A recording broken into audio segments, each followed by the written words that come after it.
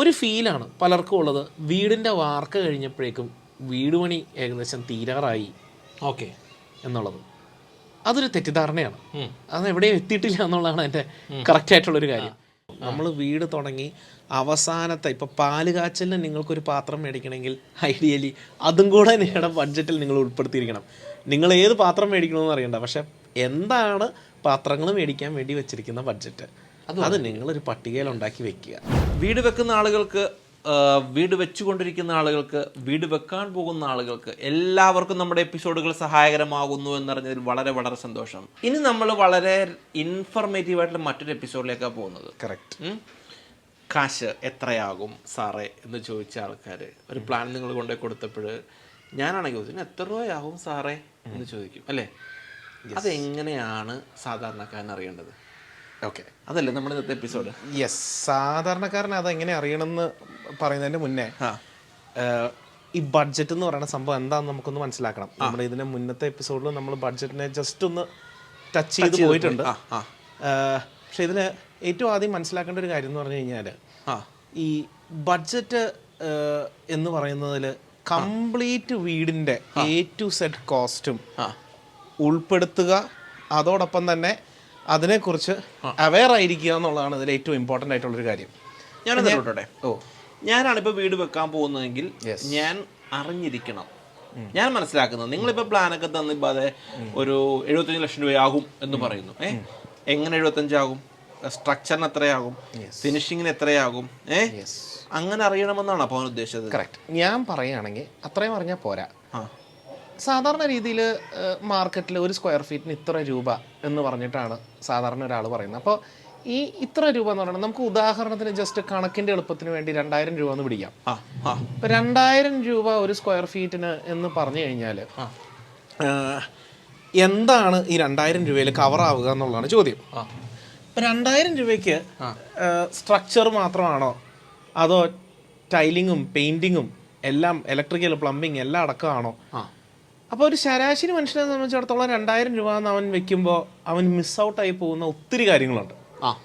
ഇപ്പം നമ്മൾ ഏറ്റവും കൂടുതൽ കേട്ട് വരുന്നൊരു കാര്യമാണ് വീട് വയ്ക്കാൻ നേരത്തെ 50 ലക്ഷം രൂപ അല്ലെങ്കിൽ 60 ലക്ഷം രൂപ, ഇപ്പോൾ ഇബാദ് പറഞ്ഞ പോലെ 75 ലക്ഷം രൂപ എന്ന് മനസ്സിൽ കണ്ടു. ചെയ്തു വന്ന് വീട്ടിലേക്ക് ഹൗസ് വാമിങ് ആയപ്പോഴേക്കും 1 കോടി രൂപ കടന്നുപോയി എന്ന് പറയുന്നത്. അത് എന്ത് കാരണമുണ്ട്? അത് എന്തുകൊണ്ടെന്നുള്ളതാണ് ഇതിൽ ആദ്യത്തെ ചോദ്യം. ഇത് എനിക്ക് ഭയങ്കര സ്ട്രോങ് ആയിട്ട് ഫീൽ ചെയ്യുന്ന ഒരു കാര്യമാണ്. ഞാൻ പറയുന്നതല്ല, എൻ്റെ പേഴ്സണൽ ഒപ്പീനിയനുമാണ്.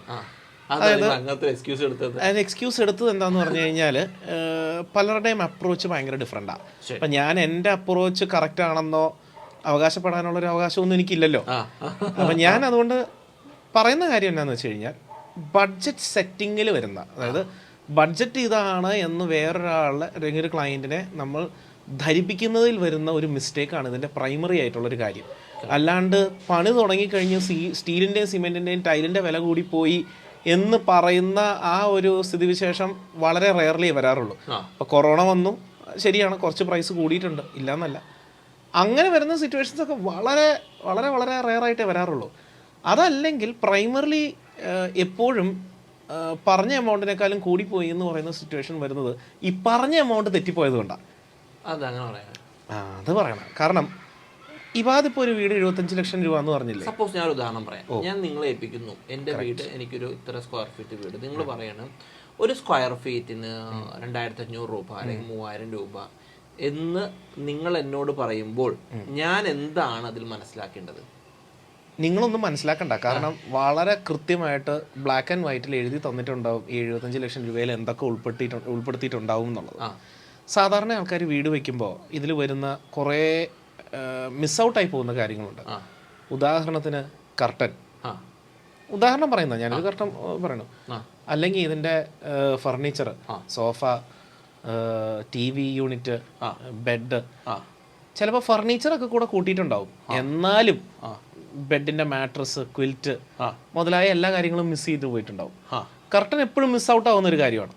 അതോടൊപ്പം നമ്മുടെ വീട്ടിലേക്ക് മൂവിങ് ചെയ്യുമ്പോൾ വേണ്ട സിമ്പിളായിട്ട് വരുന്ന കുറേ കാര്യങ്ങൾ, നമ്മുടെ ക്ലോക്സ്, ഷോ പീസസ്, ഇതെല്ലാം നമ്മുടെ വീടിൻ്റെ ഭംഗി കൂട്ടുന്ന കാര്യങ്ങളാണ്.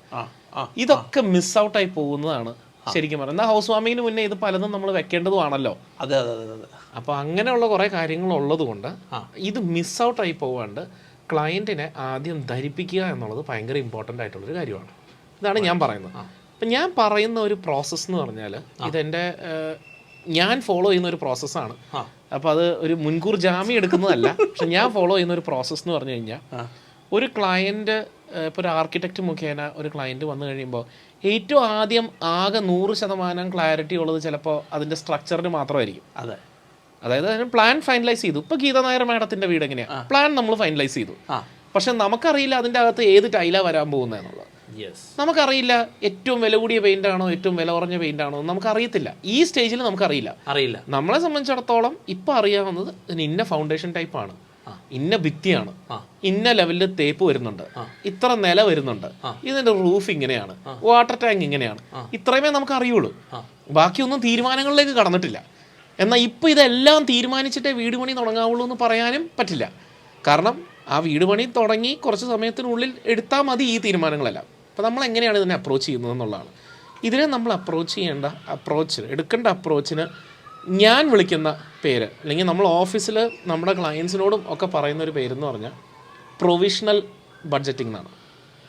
Provisional budgeting. ഓക്കെ, അതെങ്ങനെയാണെന്ന് പറഞ്ഞു കഴിഞ്ഞാൽ ഇന്ന് ആക്യുറസി ആയിട്ട് നമുക്കുള്ള കാര്യങ്ങൾ എന്താണ്, സ്ട്രക്ചറിൻ്റെ കോസ്റ്റ്. ഇപ്പോൾ ഗീത നായരുടെ നമ്മൾ ചെയ്തൊരു മെത്തേഡ് ഇങ്ങനെയാണ്. മാഡത്തിനോട് നമ്മൾ പറഞ്ഞു സ്ട്രക്ചറിന് വേണ്ടി വരുന്ന കോസ്റ്റ് ആക്യുറേറ്റ് ആണ്. ഓക്കെ, എമൗണ്ട് ഞാനിവിടെ പറയുന്നില്ല, പക്ഷെ ആ എമൗണ്ട് ആക്യുറേറ്റ് ആണ്. അതിൽ 5% താഴോട്ടോ മുകളിലോട്ടോ പോവില്ല. കാരണം നമ്മൾ അത്രമാത്രം അത് ക്ലിയർ ആയിട്ട് വർക്കൗട്ട് ചെയ്തിട്ടുണ്ട്. അതൊരു സ്ക്വയർ ഫീറ്റ് കണക്കിലല്ല, എല്ലാ എമൗണ്ടും, എത്ര ബാഗ് സിമെൻറ്റും, എത്ര കമ്പിയും, എത്ര ലേബറും എല്ലാം വേണ്ടി വരുന്നത് നമ്മൾ ഓൾറെഡി എഴുതി തിട്ടപ്പെടുത്തിയിട്ടുണ്ട്. ശരി. അപ്പം നമുക്കറിയാം അതിൽ വിട്ടു പോവില്ല എന്നുള്ളത്. ഇനി ആ സ്ട്രക്ചർ തീരുന്ന 4 മാസം അല്ലെങ്കിൽ 5 മാസത്തിനുള്ളിൽ വരുന്ന വേരിയേഷൻ മേളിലോട്ടോ താഴോട്ടോ ആയാലും അത് അബ്സോർബ് ചെയ്യാനുള്ളൊരു കുഷൻ നമുക്ക് അവിടെ ഉണ്ട്. അപ്പം നമുക്ക് ആ ബഡ്ജറ്റിൽ ഒരു കാരണവശാലും ഒരു വേരിയേഷൻ വരില്ല എന്ന് നമുക്കറിയാം. അപ്പം മാഡത്തിനോട് നമ്മൾ പറഞ്ഞിരിക്കുന്നത് ബഡ്ജറ്റിനെ തന്നെ, വീടിൻ്റെ ബഡ്ജറ്റിനെ തന്നെ നമ്മൾ 5 ഘട്ടങ്ങളായിട്ട് തിരിച്ചിരിക്കുകയാണ്. ശരി. നമ്മൾ ആർക്കിടെക്റ്റിനോട് ചേർന്ന് നമ്മൾ വരച്ചിരിക്കുന്നത് ആദ്യത്തത് സ്ട്രക്ചർ എന്ന് പറയുന്ന ഒരു ഇതിലേക്ക് വന്നു. അതോടൊപ്പം തന്നെ സ്ട്രക്ചറിന് ശേഷം നമ്മൾ ഇതിൻ്റെ ഇൻറ്റീരിയേഴ്സ്, അതായത് ഇൻറ്റീരിയേഴ്സ് എന്ന് പറയുമ്പോൾ പ്രത്യേകം നമ്മൾ മനസ്സിലാക്കേണ്ടത് എന്തൊക്കെയാണ്, ഈ പറയുന്ന ഫങ്ഷനാലിറ്റീസ് എല്ലാം, electrical, plumbing, tiling, painting, finishing എന്ന് പറയുന്ന എല്ലാ സംഭവങ്ങളും അവിടെ വന്നു കഴിഞ്ഞു. പിന്നീട് ഫർണിഷിംഗ് എന്ന് പറയുമ്പോൾ വാർഡ്രോബ്, കിച്ചൺ, TV യൂണിറ്റ് മുതലായ എല്ലാം ഒരു 3ാമത്തെ സെക്ഷനിലായിട്ട് വന്നു. 4ാമത്തെ ഒരു സെക്ഷനായിട്ട് നമ്മൾ എസ്തെറ്റിക്സ്, അതായത് കർട്ടൻ, സോഫ, ഫാബ്രിക്, ഇതുപോലെയുള്ള എന്താ പറയുക, ഒരു ലക്ഷറി അല്ലെങ്കിൽ നമുക്ക് പക്ഷേ വീട്ടിൽ കയറുമ്പോൾ ഒഴിച്ചുകൂടാൻ പറ്റാത്തതായിട്ടുള്ള പല കാര്യങ്ങളും അതിൽ ഉൾപ്പെടുത്തിയിട്ടുണ്ട്. ലാൻഡ്സ്കേപ്പിംഗ് വേറൊരു മേജർ കാര്യമാണ്. നമ്മളൊരിക്കലും വീടിൻ്റെ സ്ട്രക്ചർ പറയുമ്പോൾ നമ്മുടെ മുറ്റം എന്താണെന്ന് നമ്മൾ മനസ്സിൽ കാണില്ല. പക്ഷേ മുറ്റം നമുക്ക് വൃത്തിയാക്കാണ്ട് നമുക്ക് ഒരാളെ വീട്ടിലേക്ക് വിളിക്കാനും പറ്റില്ല. അപ്പം നമ്മുടെ ബഡ്ജറ്റിൽ അത് ഉൾപ്പെടുത്തേണ്ടതാണല്ലോ. അപ്പം ഞാൻ പറയുന്ന പോയിന്റ് എന്നാന്ന് വെച്ച് കഴിഞ്ഞാൽ സ്ട്രക്ചറിനെ കുറിച്ച് നമുക്ക് കൃത്യമായ ധാരണയുണ്ട്. ബാക്കി എല്ലാത്തിനും നമ്മൾ പ്രൊവിഷനും കൂടെ ചെയ്തു വെക്കും. ഇത്ര രൂപ, അതായത് ഇപ്പോൾ ഫർണിഷിങ്ങിന് ഇത്ര രൂപ, ലാൻഡ്സ്കേപ്പിന് വേണ്ടി ഇത്ര രൂപ, എസ്തെറ്റിക്സിന് വേണ്ടി ഇത്ര രൂപ, അതുപോലെ തന്നെ ഈ പറഞ്ഞ MEP അതിന് വേണ്ടി ഇത്ര രൂപ എന്ന് പറഞ്ഞ് നമ്മൾ കംപ്ലീറ്റ്ലി പ്രൊവിഷൻ ചെയ്ത് വെക്കണം. അപ്പോൾ പ്രൊവിഷൻ ചെയ്ത് വെച്ചിട്ട് ആക്യുറേറ്റ് ആയിട്ട് ആകെ അറിയാവുന്ന സ്ട്രക്ചറാണ്. ഇതിൻ്റെയൊക്കെ കൂടെ ആകെ തുകയാണ് നമ്മുടെ ബഡ്ജറ്റ്. മനസ്സിലായോ? അപ്പം ഇതിൽ ഏറ്റവും കൂടുതൽ ആൾക്കാർക്ക് തെറ്റുപറ്റി പോകുന്ന ഒരു കാര്യം എന്ന് പറഞ്ഞു കഴിഞ്ഞാൽ ഞാൻ ഒബ്സർവ് ചെയ്തിരിക്കുന്നത് ഒരു ഫീലാണ് പലർക്കും ഉള്ളത്. വീടിൻ്റെ വാർക്ക കഴിഞ്ഞപ്പോഴേക്കും വീട് പണി ഏകദേശം തീരാറായി എന്നുള്ളത്. അതൊരു തെറ്റിദ്ധാരണയാണ്.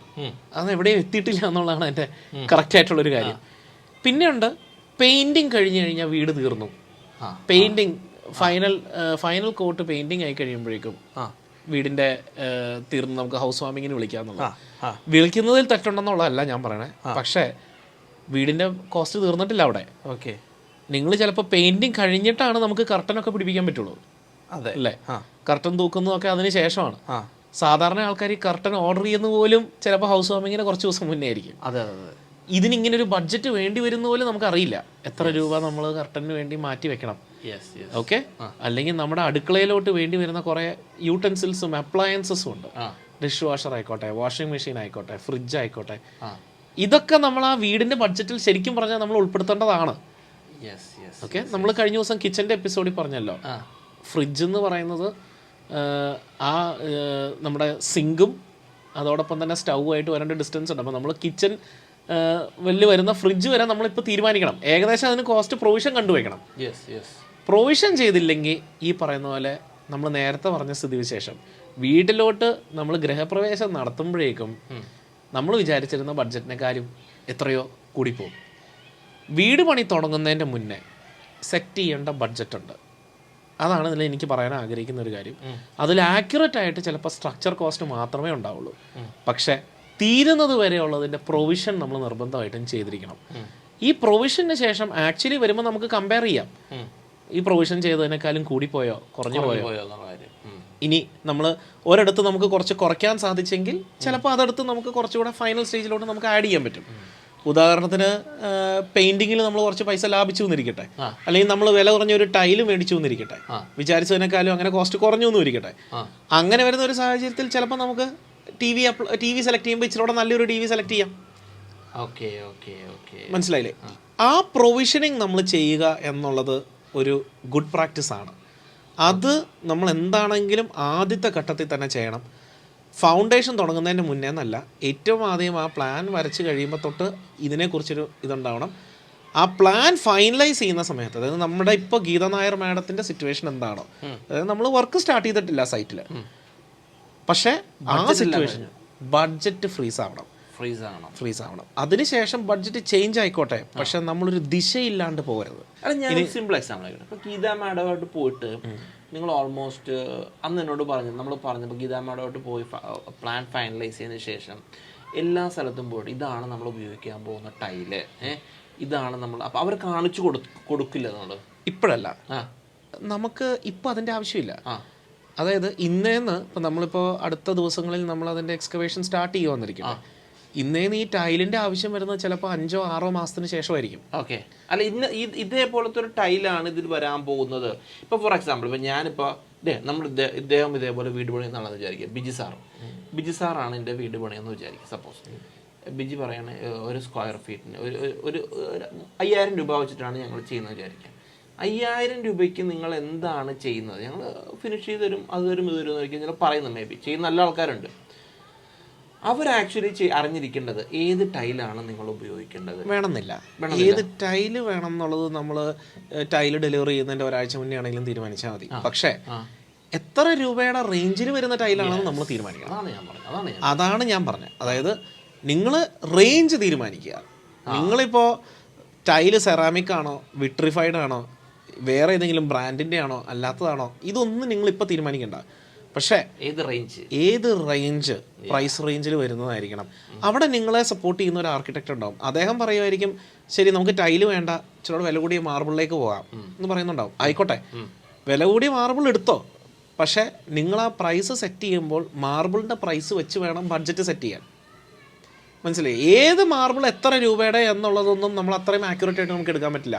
പക്ഷെ പ്രൊവിഷൻ ചെയ്യണം. എനിക്കറിയാവുന്ന എൻ്റെ ഒരു സുഹൃത്തിൻ്റെ എക്സാമ്പിൾ തന്നെ പറയാം. വീട് പണി തുടങ്ങി, ആ വീടിന് ഏകദേശം എന്ത് കോസ്റ്റ് വരും എന്ന് ചോദിച്ചപ്പോൾ ഒറ്റ ഇതിൽ പുള്ളി അന്ന് എന്നോട് പറഞ്ഞു 1.5 കോടി രൂപ വരും എന്ന് പറഞ്ഞു. 1.5 കോടി രൂപ എന്നാണ് നമ്മളോട് കോൺട്രാക്ടർ പറഞ്ഞിരിക്കുന്നതെന്ന് പറഞ്ഞു. ശരിയെന്ന് പറഞ്ഞു. പുള്ളിയുടെ കയ്യിൽ 2 കോടി രൂപയുണ്ടായിരുന്നു. 2 കോടി രൂപ വെച്ചാണ് ആൾ തുടങ്ങിയത്. 2 കോടി രൂപ പുള്ളി ഇപ്പോൾ കൺസ്യൂം ചെയ്ത് കഴിഞ്ഞു. കഴിഞ്ഞ 3-4 മാസം മുന്നേ, ഇത് ഈ ഒരു സമയത്തിന് തൊട്ട് മുന്നേ കഴിഞ്ഞു. ഇനി ആ വീട് തീരാൻ എന്നോട് എന്ത് കോസ്റ്റ് വേണ്ടി വരുന്നത് ഞാൻ ചോദിച്ചപ്പോൾ ഞാൻ പറഞ്ഞു ഒരു 60 ലക്ഷം രൂപയെങ്കിലും വേണ്ടി വരുന്നത്. ഇനി ആ വീട് തീരാൻ, അതായത് പ്ലാൻ ചെയ്തതുപോലെ അതിന് 60 ലക്ഷം രൂപയെങ്കിലും ആവശ്യം വരും. ആ 60 ലക്ഷം രൂപ ഇല്ലാത്തത് കൊണ്ട് ആ വീട് പണി ഇപ്പോൾ നിർത്തി വെച്ചിരിക്കുകയാണ്. ഇപ്പോൾ പുള്ളി എവിടെയോ വാടകയ്ക്ക് താമസിച്ചുകൊണ്ടിരിക്കുകയാണ്. ഈ 2 കോടി രൂപയും പുള്ളിയുടെ ഇന്ന് സ്പെൻഡുമായി. എന്തുകൊണ്ട് ഇങ്ങനെ സംഭവിക്കുന്നു? ഖേദകരമായ കാര്യം എന്ന് പറഞ്ഞു കഴിഞ്ഞാൽ ഇതിലാദ്യമേ പുള്ളി അറിയണമായിരുന്നു. പുള്ളിയുടെ ഡിസിഷൻസോ അല്ല പുള്ളി സെലക്ട് ചെയ്ത പ്ലാനോ അനുസരിച്ച് ഇതിന് ഈ പറഞ്ഞ പോലെ 2 കോടി 60 ലക്ഷം രൂപ കോസ്റ്റ് വരും. അതല്ലെങ്കിൽ 2 കോടിയിൽ കുറയ്ക്കാൻ ഞാൻ ഇന്നേ അതനുസരിച്ച് എൻ്റെ പ്ലാൻ മാറ്റണം എൻ്റെ സെലക്ഷൻ മാറ്റണം. നമ്മൾ ഓരോ സ്റ്റേജിലും നമ്മളത് അറിഞ്ഞിരിക്കണം. ഓരോ ആഴ്ചയിലോ അല്ലെങ്കിൽ മാസത്തിലൊരിക്കലോ നമ്മൾ വിചാരിച്ച ബഡ്ജറ്റ് എത്രയാണ്, നമ്മളിപ്പോൾ എത്ര സ്പെൻഡായി എന്ന് നമുക്ക് കമ്പയർ ചെയ്യണമെങ്കിൽ നമ്മൾ കൃത്യം അറിഞ്ഞിരിക്കേണ്ടത് എന്താണ് നമ്മുടെ ബഡ്ജറ്റ് എന്ന്. അതാണ് ഗുഡ് പ്രാക്ടീസ് എന്ന് പറയുന്നത്. ബഡ്ജറ്റ് അറിഞ്ഞിരിക്കുക. ഗീത നായരണം ഇതിൽ നമ്മൾ അവർക്ക് ബഡ്ജറ്റ് പ്രസൻറ്റ് ചെയ്തു. അവരത് അക്സെപ്റ്റ് ചെയ്തു. അവർ പറഞ്ഞു ഇതാണ് ഞങ്ങൾ ബഡ്ജറ്റ്, ഞാൻ ഇതിനേക്കാളും എത്ര ശതമാനം വേരിയേഷനിൽ എടുക്കണം എന്ന് ചോദിച്ചു. ഞാൻ പറഞ്ഞു 5% കൂടുതൽ വേരിയേഷൻ വരില്ല എന്ന് ഗ്യാരണ്ടി ചെയ്തു. സ്ട്രക്ചറിൽ ഒരു കാരണവശാലും 1% പോലും മാറില്ല എന്നും ഞാൻ ഗ്യാരണ്ടി ചെയ്തിട്ടുണ്ട്. അപ്പോൾ ആ സ്റ്റേജിലാണ് ഇപ്പോൾ നമ്മൾ നിൽക്കുന്നത്. അപ്പോൾ ഇനി എന്തായാലും നമ്മുടെ സീരീസുകൾ മുന്നോട്ട് പോയിക്കൊണ്ടിരിക്കുന്നത്.